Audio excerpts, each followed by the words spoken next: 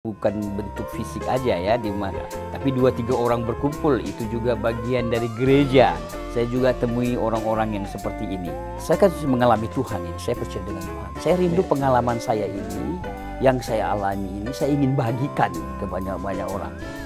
Tukang cukur saya bisa Injil. Lagi menyukur saya bicara tentang Tuhan, tentang kasih Tuhan. Ini bukan berarti bahwa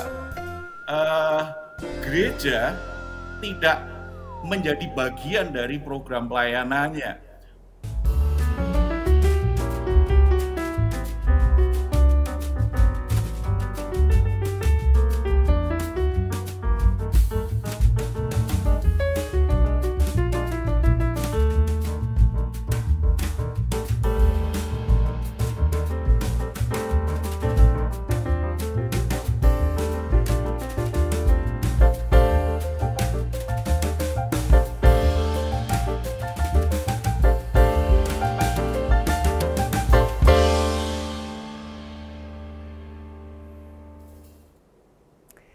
Salam God Lovers, bertemu kembali dengan saya Pendeta Martin Hareva dalam program Diaspora TV Talk Show yang kami tayangkan setiap hari Sabtu pukul 1 siang. Penginjilan ke daerah-daerah terpencil yang jauh dari gedung megah dan mewah, ruang ibadah ber-AC, dan sejumlah fasilitas lainnya dijalani oleh narasumber kita hari ini, Pendeta Aliuddin bin Zainul Abidin. Pada episode sebelumnya, hamba Tuhan asal Aceh ini sudah bercerita banyak terkait perjalanan penginjilannya di daratan Sumatera. Kali ini kita akan berbincang soal pengalaman Pak Pendeta Aliuddin berinteraksi dengan masyarakat Kristen di daerah-daerah. Seperti apa buah pelayanannya? Apa saja hal-hal yang berubah di jemaat Tuhan dibandingkan dulu dan sekarang? Dan kita juga perlu membahas bagaimana organisasi gereja Tuhan menganggap penting pelayanan penginjilan dengan pola terjun langsung ke daerah-daerah, seperti yang dilakukan pada masa-masa pertobatan awal. Selamat siang, Pak Aliuddin. Ya, selamat siang. Terima kasih, Tuhan Yesus memberkati. Ya, satu hal, setiap bertemu dengan Pak Aliuddin, itu impresi pertama dari Pak Aliuddin adalah selalu ceria. Amin, haleluya. Diperlihatkan dengan senyumnya Pak Aliuddin. Nah, baik, sebelum lebih jauh kita berdiskusi hari ini, kita berdoa terlebih dahulu. Mari kita berdoa. Terima kasih Tuhan, Engkau mempertemukan kami kembali dengan hamba-Mu, Bapak Pendeta Aliuddin. Kami sungguh bersyukur melihat pemeliharaan Tuhan yang luar biasa bagi hamba-Mu, meskipun hamba-Mu seringkali masuk ke daerah-daerah, ke pelosok-pelosok, bahkan harus melewati tempat-tempat yang tidak menyenangkan, tetapi demi pemberitaan kabar baik, demi amanat agung Tuhan Yesus, hamba-Mu ini melakukannya. Saat ini kami ingin berbincang-bincang lebih jauh lagi dengan hamba-Mu. Kami mohon Roh Kudus-Mu memimpin pembicaraan kami, sehingga apa yang kami bicarakan menjadi berkat bagi banyak orang. Terpujilah nama-Mu Tuhan, dalam nama Tuhan Yesus Kristus kami berdoa dan mengucap syukur. Amin. Amin. God Lovers, seperti biasa, tidak lupa saya ingatkan kepada Anda semua untuk meluangkan waktu sejenak guna like video ini dan memberikan komentar. Barangkali God Lover ingin memberikan saran atau masukan kepada kami, tuliskan di kolom komentar di bawah video ini. Kami tunggu, dan bagi Anda yang baru menemukan channel Diaspora TV ini, kami ucapkan selamat datang. Kami juga ingatkan agar Anda mensubscribe channel Diaspora TV. Dan mohon menekan tombol bel notifikasi. Karena dengan begitu, Anda menjadi orang pertama yang akan dikirimkan notifikasi oleh YouTube setiap kali ada konten baru dari kami. Terima kasih. Pak Aliuddin, dalam perjalanan turun ke daerah-daerah terpencil, ke desa-desa, apa kesan Bapak kepada jemaat Tuhan di sana? Ya, senang berjumpa dengan jemaat-jemaat Tuhan yang berbeda, ya berbeda-beda, gereja yang berbeda, situasi berbeda, culture budayanya yang berbeda. Itu menjadi acuan juga buat saya. Tuhan izinkan saya bisa berjumpa dengan orang-orang yang berbeda, dengan organisasi yang berbeda. Dan saya juga temuin ada underground ya yang tersembunyi ya, ada gereja. Gereja itu kan bukan bentuk fisik aja ya, tapi 2-3 orang berkumpul itu juga bagian dari gereja. Saya juga temui orang-orang yang seperti ini. Ini ada di beberapa tempat di Indonesia ini, mungkin di negara-negara lain juga banyak ini juga. Nah, apakah yang jadi prioritas kunjungan Bapak ke daerah-daerah ini? Kantong-kantong Kristen atau ya di kantong-kantong Kristen juga belum tentu mereka udah terima Tuhan Yesus ya. Atau ada daerah-daerah lain yang bukan kantong Kristen? Ya, banyak juga daerah-daerah lain yang saya lakukan yang bukan kantong Kristen, seperti saya lakukan di Pulau Batam ya, Pulau Batam, Pulau Bintan, Pulau Bulu, Pulau Bertam, Pulau Karimun, Pulau Penyengat, itu pulau-pulau Kepulauan Riau dan masuk perairan Malaysia.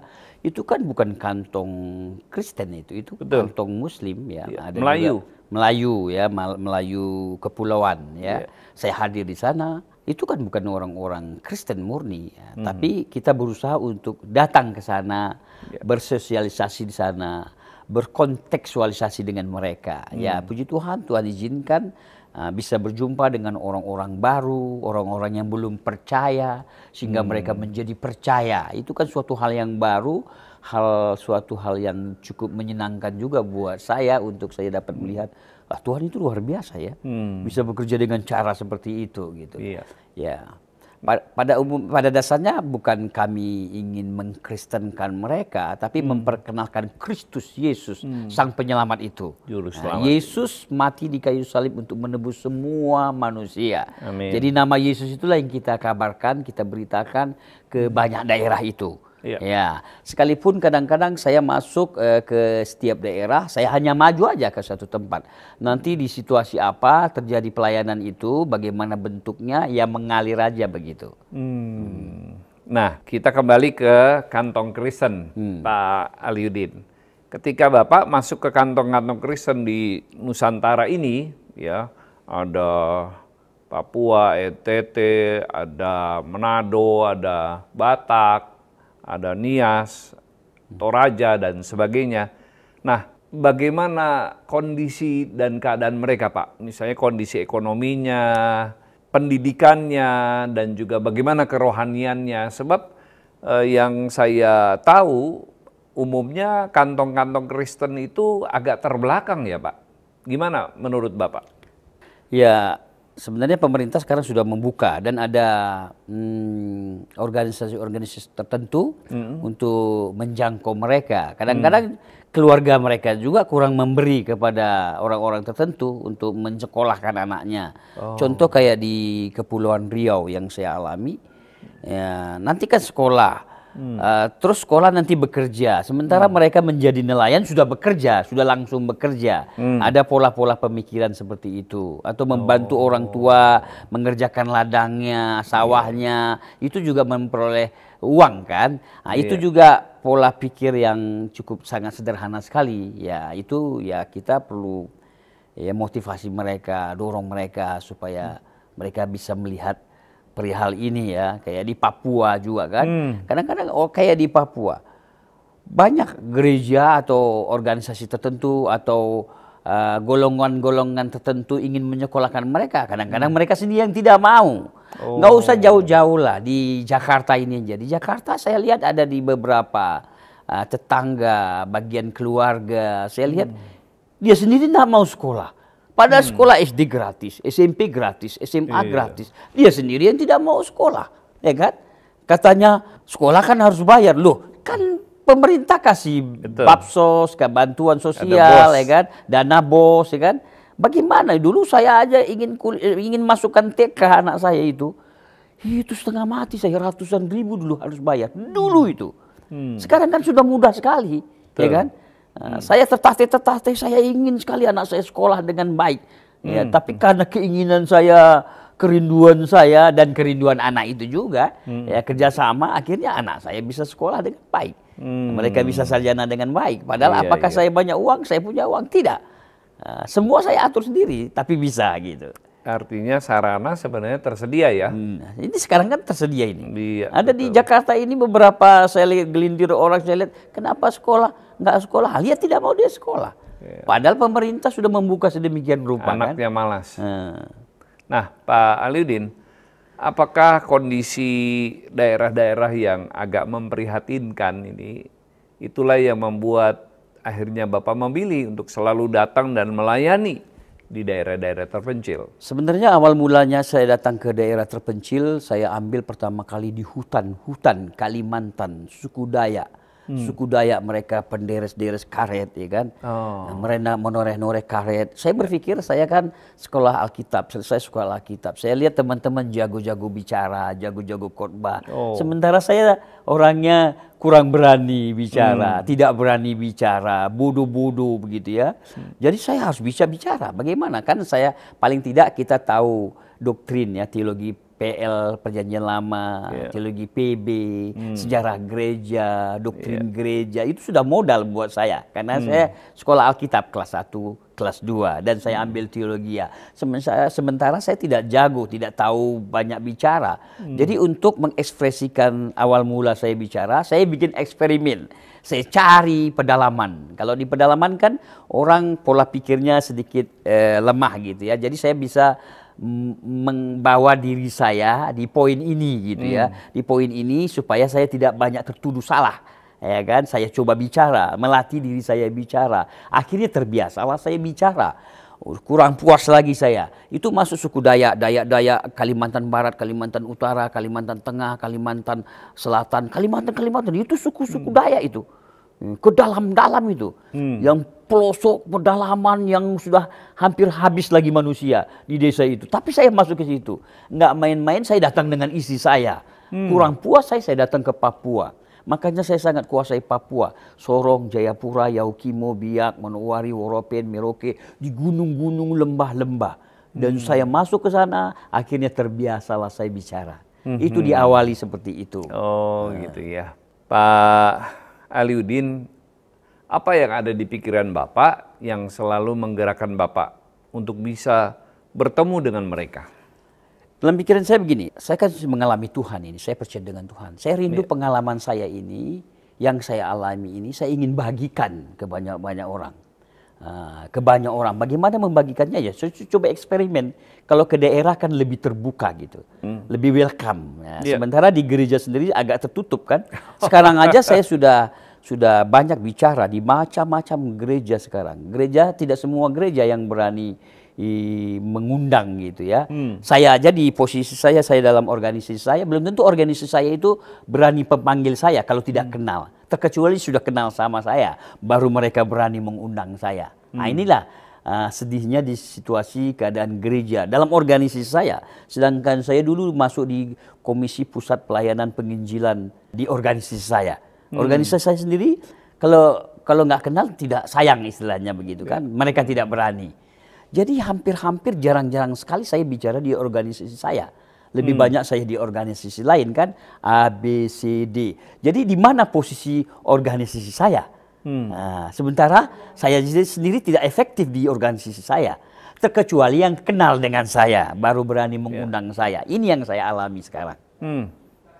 Iya, jadi kerinduan hati untuk menjangkau orang-orang di daerah-daerah terpencil itu muncul dari dalam hati, dari ketulusan karena Pak Aliudin sudah menerima keselamatan dari Tuhan. Tentunya jauh dari motivasi ingin mencari sesuatu, apakah sesuatu itu materi atau popularitas, karena apa yang mau diharapkan, mereka aja makan susah gitu ya. Tapi Pak Ali mau. Saya datang sampai sekarang. Sampai sekarang dan boleh, mau makan makanan mereka juga. Saya makan mereka. Biar yang makan ubi, keladi, pisang saya makan. Papeda itu Papua, di Papeda kayak lem-lem itu kan. Itu dari sagu, itu saya makan itu. Kenapa mereka makan sehat-sehat, baik-baik, bagus-bagus, makanya saya makan. Ternyata makanan itu cukup baik, cukup bagus. Dan sehat ya? Sehat itu.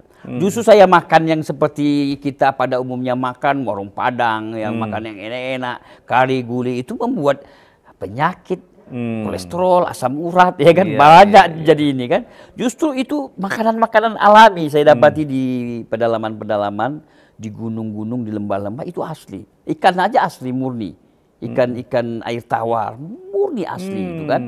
Nah, apalagi papeda, ubi, keladi, itu sama saya sudah makanan kesenangan saya sekarang. Kita di Jakarta susah cari itu kan. Iya, betul, nah, kan? betul. Jadi cari papeda di Jakarta susah, Pak. Susah. Saya jadi suka itu. Iya. Nah, jadi bagaimana untuk masuk ke daerah, ke desa atau ke wilayah tertentu, ya mari kita coba bersosialisasi dengan wilayah itu. Mereka makan itu, kita coba makan itu, ya kan? Ya, kita nanti mau milih yang baik lagi, mau yang terbaik lagi, kan kita bisa lakukan. Kebetulan saya suka masak, saya bisa masak. Jadi dengan talenta yang saya miliki, saya juga bisa tularkan ini kepada ibu-ibu, mengajar mereka ya kan? Orang-orang di situ juga lewat masakan ini saya bisa menginjili mereka. Lewat masak ini, saya memasak. Begini ibu, caranya begini. Karena ada poin-poin tertentu, bumbu-bumbu tertentu kalau digabung jadi rasanya pahit atau sesuatu, kita harus tahu itu kan. Karena saya untuk mengetahui ini saya mengalami kegagalan banyak. Mungkin kepahitan atau tidak enak, tawar, kegagalan-kegagalan itu. Jadi karena terbiasa, akhirnya terlatih. Makanya saya cukup terlatih sekarang dengan masak-masak. Jadi Bapak justru datang memberkati mereka ya, dengan masakan, mengajar mereka memasak yang enak, begitu ya. Ya. Ada tamu saya datang ke Pulau Bali. Tamu saya ibu-ibu. Saya bikin rendang. Dia tidak tahu bikin rendang. Saya ajar, saya beritahu bumbunya. Padahal itu bumbu yang hari-hari ibu-ibu masak kan. Ibu-ibu yang ibu-ibu hadapi bumbunya itu aja kan. Akhirnya mereka melihat, mereka langsung tahu. Terima kasih, Pastor. Terima kasih. Akhirnya jadi mereka jadi ini kan jadi suatu hal yang baru juga kan, menarik kan. Betul. Nah, Pak Aliudin, di samping Bapak ke pelosok-pelosok, ke daerah-daerah yang terpencil, saya dengar juga Bapak suka melayani mereka yang ada di penjara. Itu kan berbeda sekali ya Pak. Bisa cerita pengalamannya. Ini di penduduk terpencil, lalu ini mereka orang-orangnya garang, makanya di penjara kan. Lalu bagaimana menghadapi orang yang berbeda-beda dalam pelayanan? Bisa cerita Pak? Di penjara itu ada orang-orang tertentu yang mengundang saya sebenarnya untuk memfasilitasi untuk saya masuk di penjara untuk melayani di sana. Saya melayani di sana dengan tulus. Ya kebetulan saya punya latar belakang yang cukup nakal juga. Seharusnya saya yang hadir di situ. Tapi Tuhan baik ya. Tuhan masih lindungi saya tidak hadir seperti mereka menginap di sana gitu ya. Saya lihat dengan karakter yang berbeda, kasus yang berbeda, suasana yang berbeda. Ya saya coba mengungkapkan pengalaman saya, hidup saya yang dulu samalah seperti mereka, ya kan. Tapi yang berbedanya saya tidak di dalam aja, saya tidak tinggal sama-sama mereka. Seharusnya sayalah yang tinggal di situ karena kejahatan yang cukup banyak ya.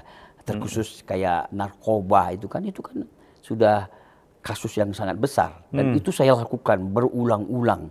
Ya, begitu saya percaya dengan Tuhan saya berubah ya, saya encourage mereka, saya dorong mereka, saya berubah. Yang ubah saya Tuhan, ya kan? Guru saya, orang tua saya, orang tua lebih daripada saya, paman bibi saya tidak bisa mengubah saya. Tuhan yang mengubah saya. Saya menceritakan Tuhan itu kepada mereka. Ya, saya dorong mereka, saya encourage mereka, saya motivasi mereka dengan pengalaman-pengalaman yang saya alami ini, dan mereka akan melihat mimik saya, cara saya, semangat saya, pengalaman saya. Jadi terinspirasilah mereka. Terbukti ada banyak mereka bertanya dengan saya kasus-kasus mereka, ya persoalan mereka. Saya dorong mereka, saya bimbing mereka, mereka disegarkan, mereka menangis, mereka sedih. Saya rangkul mereka, saya peluk mereka, saya hangatkan dengan kasih itu ya. Saya mengasihi mereka kan, lebih-lebih Tuhan itu mengasihi mereka kan. Mungkin mereka di situ merasa terkucilkan, mereka merasa sendiri ya, mereka tidak seperti tersudutkan betul ya. Dengan hadirnya kita, ada maksud Tuhan, saya bilang, ada rencana Tuhan. Karena firman Tuhan katakan segala sesuatu mendatangkan kebajikan, ya. Pencobaan-pencobaan yang kita alami tidak melampaui batas kemampuan kita. Pasti ada maksud Tuhan, ada rencana Tuhan, ya kan? Segala sesuatu mendatangkan kebajikan itu kan. Nah, saya dorong ke mereka. Yang saya bingung di penjara ini, kenapa ada orang-orang yang tunanetra? Saya lihat ada 3 orang, 4 orang tunanetra. Tidak melihat. Kenapa dia bisa di dalam penjara? Kasusnya apa, saya bingungnya. Yang lebih parah lagi, ada orang lumpuh. Dia lumpuh dengan kursi roda. Dan ada 2 orang digotong-gotong, digendong-gendong seperti anak bayi. Dan dia ada di penjara. Ini yang membingungkan saya. Bayangkan. Ini saya lihat langsung di mata kepala saya sendiri 2 bulan lalu ini. Baru 2 bulan yang lalu. Belum sampai lagi 2 bulan yang lalu. Kenapa mereka bisa ada di dalam? Padahal mereka jalan aja susah. Jangankan dengan kereta ini, mereka digendong-gendong, dibawa. Kenapa mereka bisa di penjara dan bisa belasan tahun, ya? Saya tidak tanya lebih jelas apa kasusnya, apa persoalannya. Ya, coba kita bisa bayangkan itu.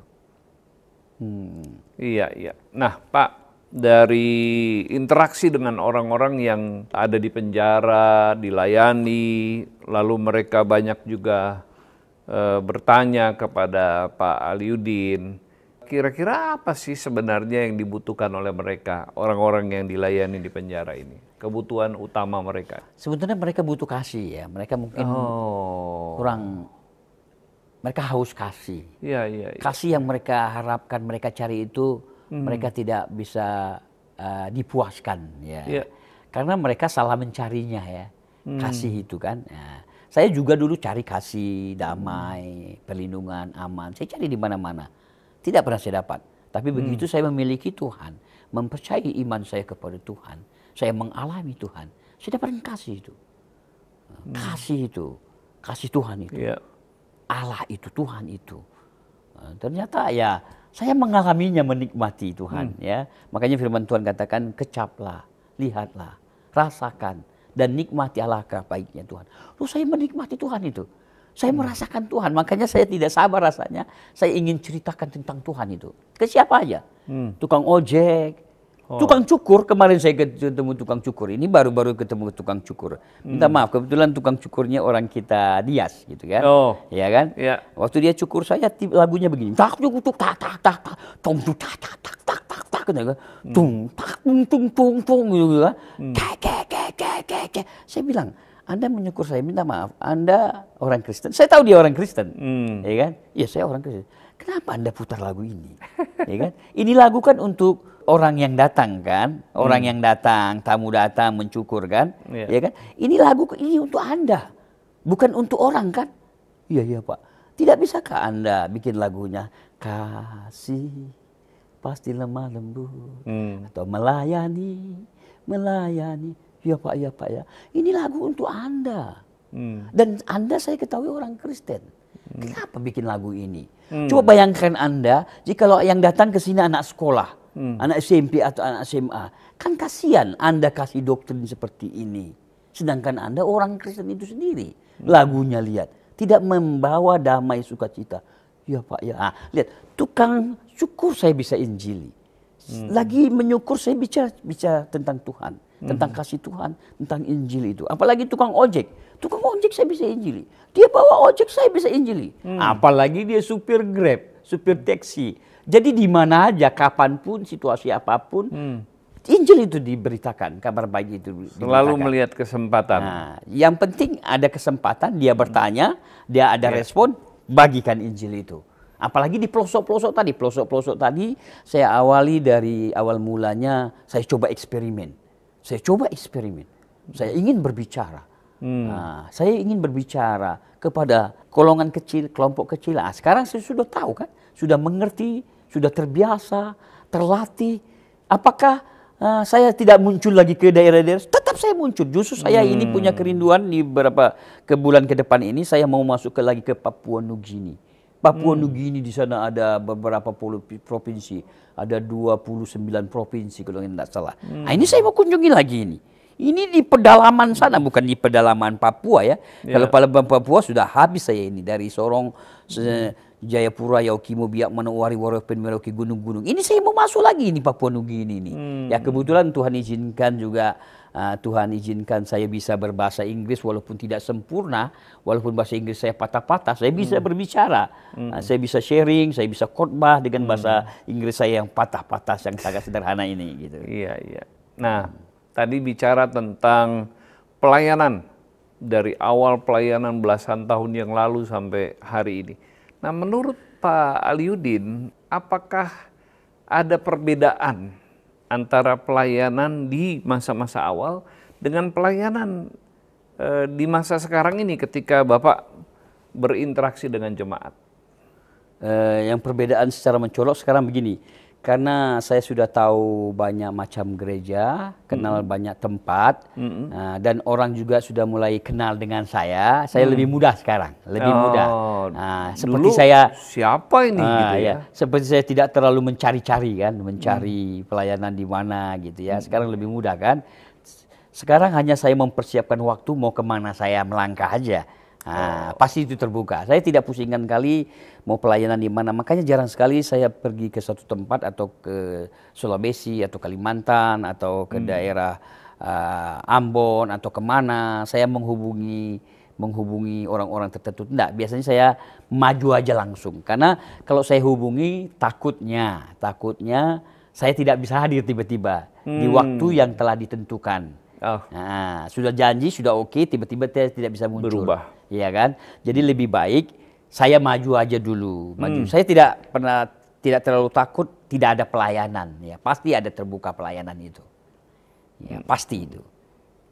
Dan saya sudah membuktikannya. Kayak saya ke Malaysia kan, di Malaysia saya tidak takut tidak ada pelayanan. Maju aja dulu, pasti dia mengalir sendiri. Terbang aja dulu sampai Malaysia, nanti pintu-pintu terbuka sendiri untuk pelayanan. Dengan cara Tuhan itu.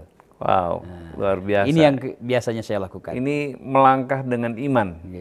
Ya. Saya atur sendiri, saya danain sendiri, saya buat sendiri. Wow. Semua saya lakukan sendiri. Jadi dengan dana pribadi. Dengan dana pribadi, apa adanya. Kadang-kadang makanya saya tanya teman-teman tidak melayani hari ini. Aduh, Pak Ali tidak ada uang. Loh, justru tidak ada uang kita melayani. Kalau kita ada uang di ATM misalnya 2 juta atau 3 juta, siapa yang tidak bisa melayani? Semua orang bisa melayani. Tapi bisakah kita tidak ada apa-apa, tapi kita bisa efektif juga melayani gitu ya. Makanya tidak dibatasi dengan situasi apapun. Tukang cukur bisa diinjili kan. Betul. Tukang ojek diinjili kan. Kan? Tukang Grab bisa diinjili. Kadang-kadang orang-orang tertentu minta kita mendoakannya, kita sharing banyak. Itu terjadi juga pelayanan. Seperti itu. Iya. Pak Aliudin ini kan pelayanan bukan hanya di dalam negeri saja, tapi juga Bapak melayani sampai di luar negeri. Papua Nugini tadi yang Bapak sampaikan, di Malaysia. Lalu di mana lagi, Pak? Ya, saya layani itu Malaysia, keliling Malaysia saya. Mulai Malaysia Timur, Kuching, Sarawak, Sibu, Seriaman, Bintulu, Kota Kinabalu, Miri, itu saya pelosok-pelosok pedalaman-pedalamannya Sarawak, Sabah itu sampai sungai-sungai Belaga, pedalaman-pedalaman yang tidak ada signal. Di Malaysia masih ada, tidak ada signal, masih ada. Dan saya sudah alami di situ. Daerah terpencil. Ya, terpencil betul. Saya hadir di situ. Ya, kembali lagi saya coba masak, saya ajar mereka masak karena mereka kurang tahu meracik bumbu masakan. Sementara bumbu semua ada di sana. Saya hadir di sana. Seperti Malaysia Barat, mulai Johor Bahru, ya Penang. Saya baru masuk dari Penang, Johor Bahru kemarin kan. Kuala Lumpur, Kedah, Alostar, Perlis, Langkawi, sampai Hajayala sana, ya kan? Thailand, Bangkok, Manila, Filipina. Saya hadir di sana. Wow. Kan Papua Nugini, Montagen, Hagen, Tari, Mindile sampai arah Port Moresby sana dan sampai Dili, Timur Leste sana. Timur juga saya sudah hadir sana. Malaka, Atambua, Alor, saya masuk ke sana. Nah, Pak, Bapak bisa punya pelayanan sebegitu detail ya. Sampai ke pelosok-pelosok itu Bapak punya channel siapa? Tidak ada channel-channel. Saya hanya datang, muncul, nanti lewat satu orang. Biasanya mengalir satu orang lain ke yang lain, lain begitu dia. Kayak saya ke satu Papua, di Papua saya tidak pernah kenal orang, saya tidak pernah tahu orang. Saya hanya hadir di Papua, tiba-tiba saya terbentur saya di Sorong. Di Sorong saya tidak tahu ada teman pelayanan, tidak ada. Pendeta, sahabat pelayanan, tidak ada. Tidak ada. Saya hanya punya uang 3.000 rupiah sampai saya di Sorong. Lewat orang pun lihat saya kurang percaya kalau saya pendeta. Biasanya kan kalau pendeta gagah, penampilan menarik, bagus. Saya sangat sederhana. Kadang-kadang orang kurang yakin dengan saya. Begitu saya bicara baru mereka yakin, baru terkonek A, B, C, D. Ya, terjadilah pelayanan-pelayanan. Makanya sekarang saya sangat kuasai sekali itu Papua. Nah, saya yakin dan percaya kalau saya masuk Papua tidak mungkin itu tidak ada pelayanan. Iya. Pasti itu mengalir sendirinya. Dan gereja-gereja yang berbeda-beda. Nah, ada banyak orang yang dibaptis lewat pelayanan Pak Aliudin. Nah, terakhir ada yang menyerahkan diri untuk dibaptis. Bagaimana pembinaan dan perawatan mereka secara rohani, Pak, setelah mereka lahir baru? Kalau baptis itu banyak sekali ya. Saya ada layani beberapa orang. Di Samosir juga ada layani baptis sampai belasan orang. Ya di Jawa. Biasanya saya selalu pasti ada kerjasama dengan gereja kan. Nah, gereja itu. Pasti gereja di wilayah itu paling tidak ada 1-2 gereja yang akhirnya nanti saya kenal. Ya, kita kasih kepada gereja. Kalau dia secara spesifik misalnya dia tidak mau pindah dengan agamanya, berarti ini orang khusus dia. Ya, kita lakukan dengan perlakuan khusus. Perlakuan khusus. Karena misi kita bukan memindahkan orang ke gereja seperti tadi hamba Tuhan mengatakan, seperti zaman Yesus dulu diutus dulu, didoakan dulu sang pemberita Injil itu, dan nanti baru diajar ya. Ya itu kan secara spesifik, secara organisasi. Kadang-kadang di lapangan kita temui orang-orang khusus tertentu yang mereka tidak mau dipindahkan agama. Kita nggak membawa mereka kepada agama sebenarnya. Karena agama tidak menyelamatkan. Yang menyelamatkan iman percaya mereka. Jadi ada orang-orang khusus. Ya, ini super khusus orang ini. Ya, dan saya alami banyak ada orang-orang khusus. Jadi orang-orang khusus ini kita selalu harus continue mendatanginya. Kalau kita sudah tidak mampu mendatanginya, mungkin ada satu dan lain hal, kita kan ada connecting. Kebetulan saya punya connecting kan. Ya, pelayan kontekstual, pola gereja, ya pola doktrin gereja. Ini ada pola khusus ini. Ini tanda kutip khusus ya. Nah, ini secara khusus kita layani secara khusus juga. Nah, ini secara khusus juga. Nah, saya tidak bisa jelaskan lebih detail di ranah ini. Paling enggak siapapun Anda yang mendengarkan perbincangan kami ini ada kasus-kasus ini. Orang Malaysia bilang ada case yang berbeda. Nah, ini perlakuan khusus. Ya, perlakuan khusus ini memang kita membutuhkan waktu, saya aja dengan istri saya, waktu, tenaga, dana kita sendiri untuk menjangkau di poin yang khusus ini. Nah, ini saya bangga sekali saya dengan Tuhan, ada orang-orang khusus yang percaya dan masih dalam perlakuan khusus. Nah. Pak Aliudin, dengan banyaknya denominasi gereja, kalau saya nggak salah ada 323 denominasi gereja di Indonesia. Ya, benar. Nah, apa pengalaman Bapak soal berbagai-bagai denominasi ini? Apakah pernah ada penolakan dari gereja atau denominasi ini ketika Bapak mau masuk ke? Minggu lalu ada seminar, diadakan seminar, saya kasih kesempatan tanya jawab. Tiba-tiba saya menyentuh dia di poin khusus ini. Apa kata seorang ibu ini ibu muda, dia bilang, wah ini sesat ini pendeta sesat ini. Sampai dia tuangkan, karena di Alkitab ada nabi-nabi palsu. Nah, jadi Bapak jangan mengajarkan begitu. Dia tanya begini, kalau orang itu mati mau kemana orang itu akan dikubur? Nah, lalu saya bayangkan ke diri saya.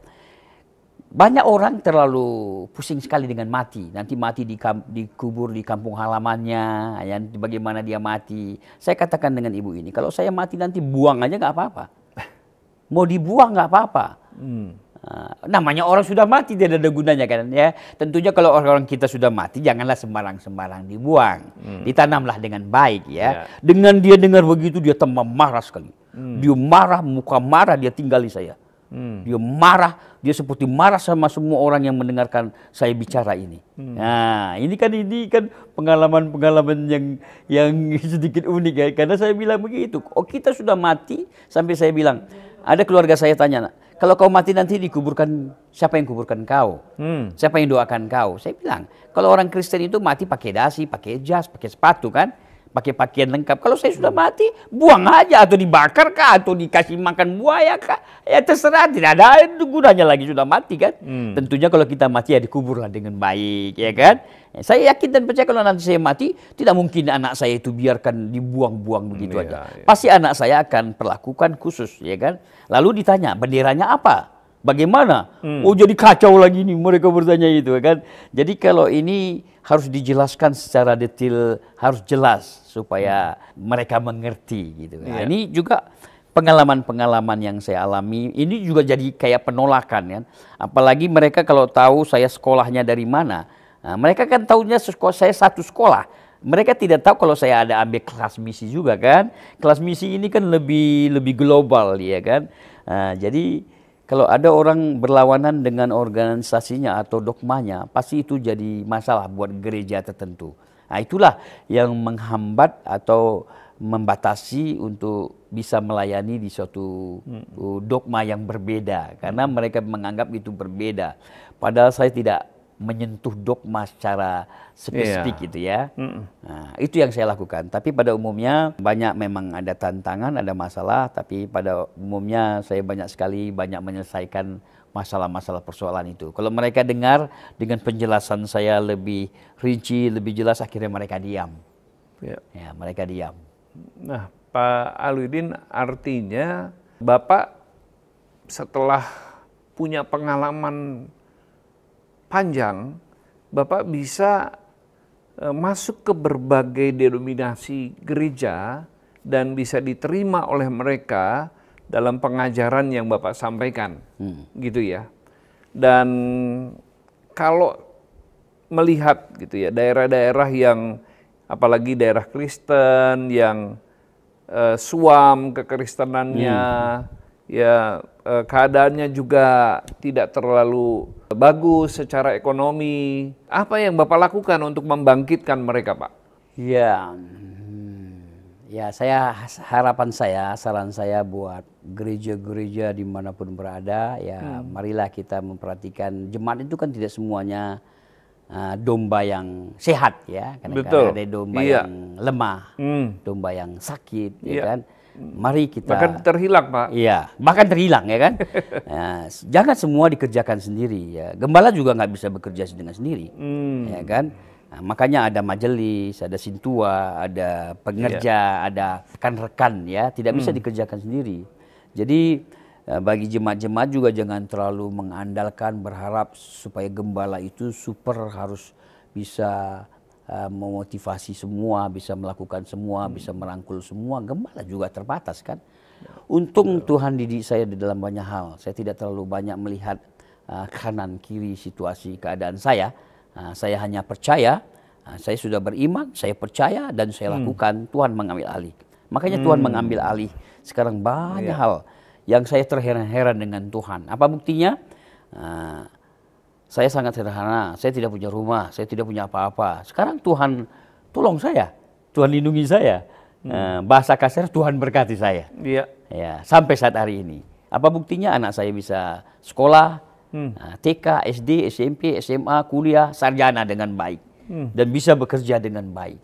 Dan pelayanan yang saya lakukan dari pedalaman, pelosok, kampung, cuman beberapa orang, belasan orang, sangat miskin, sangat hina. Sekarang bisa saya layani di berbagai macam gereja, bahkan masuk ke mancanegara ini. Ini kan luar biasa cara Tuhan kan? Ya. Betul, amin. Jadi kedatangan Pak Alwidin ke daerah-daerah, pelosok-pelosok, daerah-daerah terpencil itu membawa sukacita bagi mereka dan mengingatkan kembali tentang pentingnya kita dekat dengan Tuhan. Ya, kembali kepada Tuhan. Mereka yang terhilang dijangkau kembali, yang lemah dikuatkan, diberi motivasi. Dan yang penting mereka semua bisa mengalami Tuhan dengan kehadirannya. Pak Aliudin. Nah, ada pengalaman menarik nggak Pak belakangan ini tentang pelayanan itu? Mereka orang-orang yang dipulihkan kembali dari masalah mereka dengan Tuhan. Ya, banyak masalah-masalah. Mungkin karena dikecewakan oleh pasangannya, Masalah rumah tangga. Masalah rumah tangga. Dengan hadirnya saya telaskan, saya bimbing, saya berdoa. Mereka dipuaskan, mereka menangis, mereka menjerit, mereka terharu, ya mereka dilepaskan, mereka pemulihan dipuaskan. keluarga. Ya. Wow. Saya doakan, ya kita tumpangkan tangan dengan mereka, kita sentuh dengan kasih Tuhan itu, ya mereka dapat melihat itu. Ya. Saya berusaha bagaimana mengajak mereka bisa melihat Tuhan gitu ya, dalam masalah mereka, dalam persoalan mereka, dalam padang gurun kesulitan mereka, dalam segala musim mereka. Lewat situasi, keadaan seburuk apapun, mereka melihat Tuhan. Itu yang saya ingin ceritakan kepada mereka. Ya, mungkin lewat sakit penyakit mereka, lewat terpuruk ekonominya mereka. Biarlah lewat itu mereka melihat Tuhan. Gitu. Apalagi diberkati Tuhan ya. Diberi lebih-lebih dapat melihat Tuhan. Ya Tuhan membentuk saya banyak hal ya. Dalam kesulitan, padang gurun. Lewat itu saya melihat Tuhan gitu. Makanya ada istilah saya begini, indah sekali di padang gurun jikalau bersama dengan Tuhan. Oh, amin. Ada tiang awan, tiang api, dan mujizat-mujizat Tuhan selalu hadir di padang gurun. Ya kan? Tiang awan di siang hari, tiang api di malam hari, silih berganti. Dan mujizat-mujizat di padang gurun. Makanya jalanilah padang gurun, kesulitan, persoalan apapun bersama dengan Tuhan. Amin. Tuhan itu, ya kan? Ada Tuhan. Iya. Luar biasa. Banyak pelayanan yang menarik dan bisa menjadi berkat bagi kita semua yang sudah mendengarkan apa yang disampaikan oleh Bapak Pendeta Aliudin. God lovers, saat ini kita sudah terhubung dengan seorang hamba Tuhan. Dia adalah gembala sidang dari sebuah gereja, Bapak Pendeta Heru Tribudianto. Nah, selamat siang Pak Heru. Terima kasih untuk perkenanannya berpartisipasi dalam talk show siang hari ini.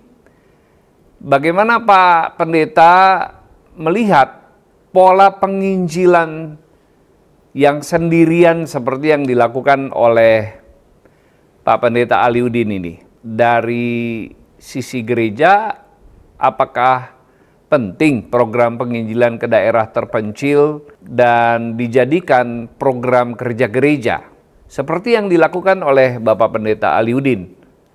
Silakan Pak. Ya, selamat siang Pak Martin.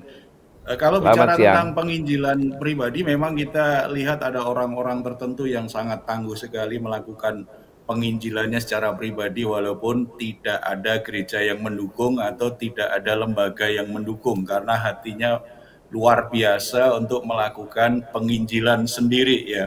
Tetapi sebenarnya kalau kita bicara tentang idealnya satu pelayanan pasti selalu terkait dengan gereja. Kalau misalnya kita baca di Kisah Rasul pasal 13 ya, bagaimana Paulus dan Barnabas itu diutus oleh gereja di Antioquia sebelum berangkat. Didoakan, mereka jemaat bahkan berpuasa mendoakan dan mengutus Paulus dan Barnabas. Itu sebenarnya sebuah pola bagaimana gereja harusnya mengutus orang-orang terbaiknya, orang-orang yang punya beban untuk melakukan perjalanan misi, penginjilan. Tetapi memang kita tidak bisa pungkiri dalam perkembangan, apalagi gereja-gereja sekarang semakin kehilangan hati untuk memberitakan Injil, menjangkau kelompok-kelompok yang belum terjangkau, apalagi masuk ke pedalaman. Sehingga orang-orang yang terpanggil pasti mereka tetap akan berusaha ke sana, karena namanya orang terpanggil ya tidak mungkin bisa padam itu hatinya. Nah, kalau apa yang dilakukan Pak Aliudin luar biasa sekali, karena bisa melakukan perjalanan misi penginjilan itu sendirian, bahkan kadang-kadang situasinya sangat sulit sekali. Tetapi bukan berarti bahwa gereja tidak menjadi bagian dari program pelayanannya. Nggak masalah sebenarnya perjalanan pelayanannya, cuma orang-orang yang diinjili itu kan tetap harus tertanam di sebuah gereja, dimuridkan. Karena kalau kita bicara tentang amanat agung, sebenarnya kan fokusnya bukan di penginjilannya itu sendiri, tetapi jadikanlah segala bangsa muridku. Dan langkah pertama untuk menjadikan segala bangsa muridku kan harus penginjilan. Nah, kalau gereja hanya berusaha bagaimana memindahkan jemaat gereja lain, pindah ke gerejanya, bagaimana caranya menarik orang untuk datang di ibadahnya, maka gereja tidak pergi keluar memberitakan Injil. Berarti gereja sebenarnya tidak melakukan langkah pertama untuk menjadikan segala bangsa murid Kristus. Penginjilan itu langkah pertama yang harus dilakukan gereja. Makanya kalau buah-buah penginjilan yang dilakukan orang-orang yang punya hati penginjilan seperti ini, bagus kalau akhirnya dimuridkan. Nah, amanat agung selain bicara pergi beritakan Injil, baptislah mereka. Bicara baptis sebenarnya bukan sekedar bicara ritual agama atau bicara tentang sakramen yang sangat penting sekali, tetapi itu juga bicara tentang bagaimana orang yang dengar Injil dan percaya kepada Yesus Kristus itu akhirnya dimasukkan dalam keluarga Allah, disahkan sebagai anggota keluarga Allah, karena setiap orang itu terhisap dalam tubuh Kristus. Dan tubuh Kristus yang kita yakini kan gereja, sebagai lembaga itulah gereja, persekutuan orang-orang percaya di situ. Jadi hasil penginjilan harus dimuridkan ya Pak Heru? Nah betul, makanya harus tertanam di gereja dan diberi kehidupan gerejawi di mana Kristus jadi kepala. Dan dalam prosesnya kan kalimat Yesus berikutnya, ajarlah mereka melakukan segala sesuatu yang telah aku ajarkan kepadamu. Jadi pemuridan itu orientasinya bukan ilmu, bukan pengetahuan, tetapi jadi pelaku ajaran Yesus. Kehidupannya diubahkan, karakternya diubahkan, gaya hidupnya berubah, dia sungguh-sungguh menjadikan firman Tuhan itu kehidupan barunya. Dan tentu saja ajarlah mereka melakukan segala yang aku ajarkan kepadamu. Yesus mengajar para murid untuk apa? Pergi beritakan Injil. Nah, kalau proses pemuridan ini terjadi, wah luar biasa, pasti gereja itu menghasilkan penginjil. Menghasilkan penginjil, walaupun tidak sampai pedalaman ya. Itu sebuah proses yang mestinya, idealnya seperti ini Pak. Tetapi memang tantangan gereja masa gini ya. Kalau bisa narik orang, ngundang orang datang, ngapain kita pergi capek-capek keluar gitu kan. Nah Pak Heru, salah satu implementasi dari amanat agung Tuhan Yesus adalah seperti yang dilakukan oleh Pak Aliudin. Dia pergi ke daerah-daerah, memberitakan kabar baik, dan juga membaptis jiwa-jiwa. Nah, apa pendapat Pak Heru ketika ada gereja-gereja tertentu yang justru menolak pelayanan seperti yang dilakukan oleh Pak Ali ini? Penolakan itu bisa saja karena ada kadang-kadang kan gereja dalam hal ini sebenarnya hamba Tuhan ya merasa ada saingan. Bisa gitu ya. Ada atau gangguan-gangguan yang lain ya. Tetapi sebenarnya kalau ada orang-orang yang punya hati menginjil, menjangkau jiwa, memenangkan jiwa, gereja sebenarnya justru bersyukur karena di situ gereja punya mitra yang bisa menjangkau keluar, tinggal kerjasama saja. Saya pernah diajak gembala saya dulu Pak Martin untuk keliling pelayanan di lereng Gunung Sumbing dan Sindoro. Ada banyak gereja yang berdiri di lereng gunung itu. Dan Bapak Gembala saya ngajak saya waktu itu pelayanan keliling, dia cerita bahwa yang mendirikan itu ada satu bapak. Padahal bapak ini disabilitas. Dia dengan ibu-ibu itu sering pergi keliling dari lereng gunung ke lereng gunung yang lain untuk beritakan Injil. Nah, ini di gerejanya tidak masuk di struktur resmi, tetapi dia punya hubungan baik dengan gembalanya. Dia rintis, dia jangkau jiwa, begitu sudah terkumpul, dia serahkan ke gerejanya, dan kemudian dikasih pembinaan, di situ berdiri gereja. Puluhan gereja waktu itu. Nah, kalau pola ini sampai sekarang dilakukan, saya pikir gereja bisa tertanam di mana-mana. Tidak hanya jiwa diselamatkan tadi karena penginjilan ya, dan dibaptis. Nah, ketika dibaptis tidak sekedar dia deklarasikan imannya bahwa dia percaya Yesus sebagai Tuhan dan Juru Selamat, tetapi dia terhisap dalam kesatuan keluarga Allah, dalam tubuh Kristus, di mana dia punya pembimbing, punya pemimpin yang bisa memuridkan dia menjadi dewasa. Ya, saya pikir justru gereja harusnya mengakomodir orang-orang yang punya beban penginjilan, karena itu bisa jadi mitra gereja yang luar biasa. Karena gereja kadang-kadang kan tantangannya begitu banyak, misi penginjilan kadang-kadang tidak jadi prioritas. Kalau jadi prioritas kadang-kadang kan bisa menggunakan budget yang sangat besar. Tidak semua gereja mampu punya budget yang seperti itu. Nah, kalau ada orang-orang yang punya beban seperti itu, kalau bermitra, saya pikir sangat bagus sekali. Jadi mungkin ada banyak alasan ya Pak, orang kenapa nggak bisa saja tadi, karena merasa ada saingan, ada gangguan, atau mungkin dianggap perbedaan dogma atau apa. Kadang-kadang itu kan justru orang tidak fokus untuk memberitakan Injil. Hanya gara-gara gereja yang berbeda, organisasi yang berbeda, dogma yang berbeda. Orang sibuk berdebat dengan soal dogma, tetapi tidak sibuk untuk memberitakan Injil dan memuridkan orang-orang yang sudah diselamatkan dalam Kristus. Menurut saya ini gereja kehilangan fokus dari amanat agung itu. Nah, Pak Heru, pertanyaan terakhir. Jadi penginjilan itu harus diikuti dengan pemuritan ya Pak? Iya betul Pak.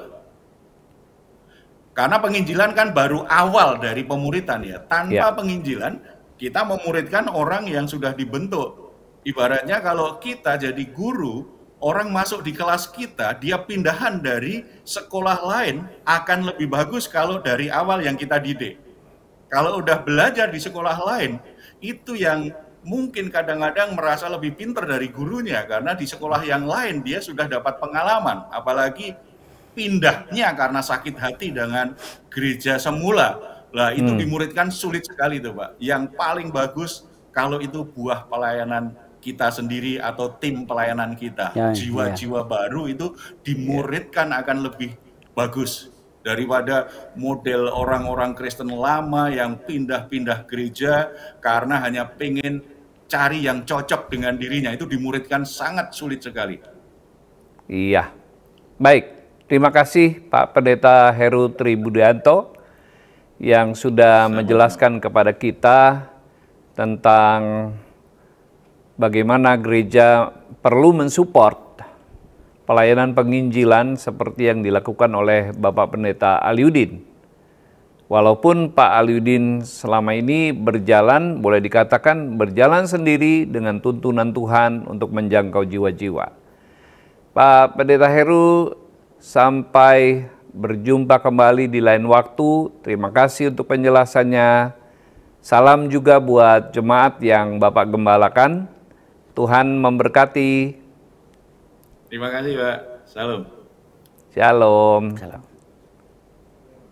God Lovers, jika tergerak di dalam membantu program Diaspora TV, saudara bisa mengirimkan donasi ke nomor rekening yang ada di layar ini, dan terima kasih atas donasinya. Tuhan memberkati. Pak Aliudin, usia kan makin bertambah nih. Ya. Tenaga juga pasti makin berkurang. Beda dengan belasan tahun lalu waktu Pak Aliudin selesai sekolah lalu langsung terjun di lapangan. Nah, Bapak sudah terpikir belum untuk membina sahabat atau membina atau mengkaderisasi hamba-hamba Tuhan muda yang nanti akan juga punya beban seperti yang Pak Ali miliki sekarang. Ya, ini kerinduan saya. Makanya saya tidak pelit-pelit ya. Misalnya ada kawan, teman-teman, rekan-rekan yang mau kolaborasi bersama. Nah, saya buka terus kan. Saya buka terus. Mereka mau berjalan dengan saya. Saya seperti tunjukkan. Ini yang saya lakukan. Ya, kamu bisa lakukan bahkan lebih lagi. Tapi jalannya aja. Jangan pusingkan bagaimana nanti tidur di mana, makan apa, ke depan bagaimana. Jalannya aja. Nah, makanya dari istilah saya jalani aja dalam pelayanan ini. Apapun situasinya jalani aja. Karena itu amanat agung. Pergilah, pergi aja. Pergilah ke segala bangsa, baptis, ajar mereka dalam nama Bapa, Putra dan Roh Kudus. Melakukan aja itu. Dia kan Tuhan tidak hanya katakan sampai di situ. Dia diakhiri gini, aku akan menyertaimu sampai akhir zaman. Berarti Tuhan yang bertanggung jawab kan. Tuhan bertanggung jawab dengan rumah tangga kita, ekonomi kita, pelayanan-pelayanan yang kita lakukan. Pasti itu. Saya banyak sekali lihat gembala-gembala, pelayan-pelayan yang betul-betul mengandalkan Tuhan. Betul Tuhan mengambil alih semuanya. Nah, tapi harus melakukannya. Ada kadang-kadang hamba Tuhan, dia rajin berdoa, suka berdoa, taat berdoa, sepertinya oke, tapi dia tidak melakukan apa-apa. Akhirnya tidak diberkati apa-apa kan. Ada istilah lagi begini, ada orang yang kurang dia berdoa. Hampir-hampir dia tidak berdoa.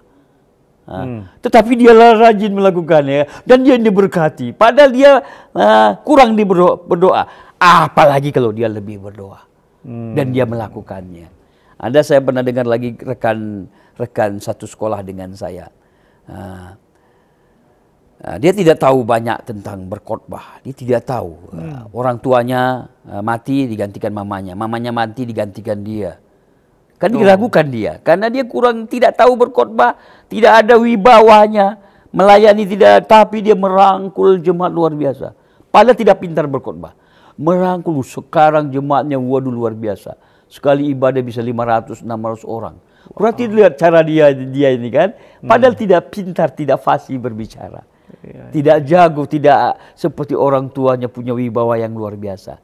Tapi lihat dia diberkati karena dia merangkul jemaatnya, mungkin membesuknya, melihatnya, memperhatikannya. Nah, ini kebersamaan yang luar biasa.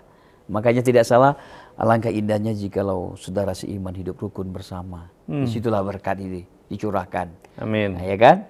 Berkat itu bukan hanya jasmani, ya, keuangan, finansial, tetapi sukacita, damai itu, kebersamaan itu, rukun itu, kesatuan dalam tubuh kasih Kristus itu.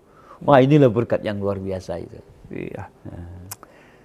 Baik Pak Aliudin, sungguh kesaksian yang luar biasa yang memberkati kita semua, bahkan juga para God lovers yang mendengarkan perbincangan kita siang hari ini. Terima kasih Pak Aliudin untuk kehadirannya di Diaspora TV.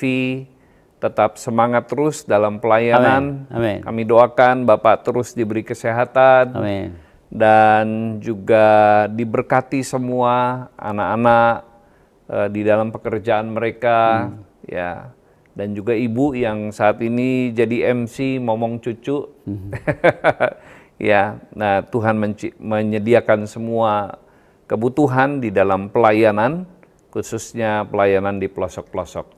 Dan Tuhan memberkati juga perjalanan Bapak. Amin. Lagi akan ke Israel dan juga pelayanan ke Amerika. Ya, sampai jumpa lagi Pak Aliudin. Tuhan memberkati. Amin. God lovers, terima kasih atas kesetiaan Bapak Ibu semua. Saya Pendeta Martin Harefa bersama semua kru Diaspora yang bertugas pamit undur diri. Sampai ketemu di lain waktu. Tuhan Yesus memberkati. Shalom. Shalom.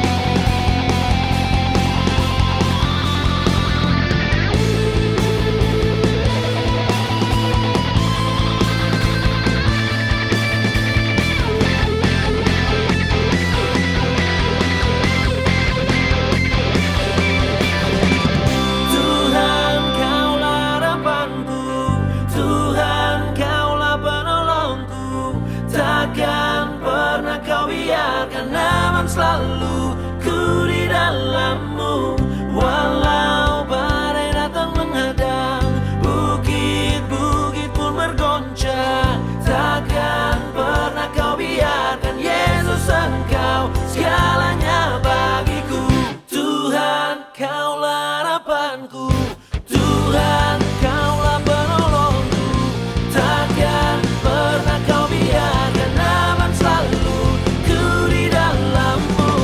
Walau badai datang menghadang, bukit-bukit pun bergoncang, takkan pernah Kau biarkan Yesus Engkau segalanya bagiku. Kau